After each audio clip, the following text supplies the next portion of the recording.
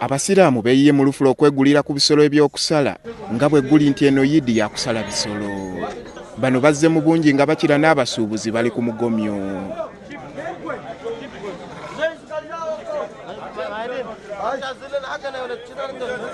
Kibirige Paulo kyeyamaani w'akatale akamanyiddwa nga Kimeeme era nga ssentebe wa SACCO yaabwe emanyiddwa nga Kimeeme Livestock Cooperative Society agamba nti mu nnaku enjereere babadde batunda embuzi nga 10 oba 2. Semibeera giringa ng'egya bulijjo tutandika ku mitwalo 12 paka ku mitwalo 5 tuzannyira omwo bwe tutyo.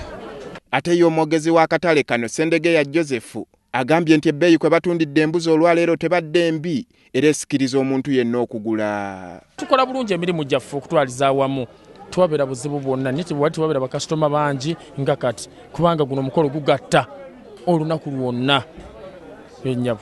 Onakkaatiriza ensonga y'ebisale by'ebisolo nti ebbeeyi esobolwa bonna n'olwekyo n'akowoola abayisiraamu bonna okujja okugula. Gavumenti erime okulowooza mu ekendeeza emisolo gyokka.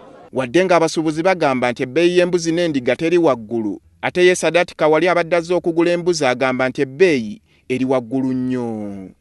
Naye Idi yo simbi n'akamu wakuba tusanze ebintu katale bya bbeeyi nnyo. Naye nga ffe abasiraamu kitukakatako era tuguze si nsonga wadde ya bbeeyi tusazeewo tugule kuba embuzi eno gy'olaba teka wansi wa mitwalo 3 naye tuguze. Ndi chairman w'abavubuka mu Basomali wano mu Uganda. Idi eno Idi nnungi nnyo tugirabye bulungi nnyo embuzi batuletedde ennungi bbeeyi yayo nnungi era tuli mu kusala tuli bulungi nnyo n'ebbeeyi yayo eri nnungi twalo nga 32 34 25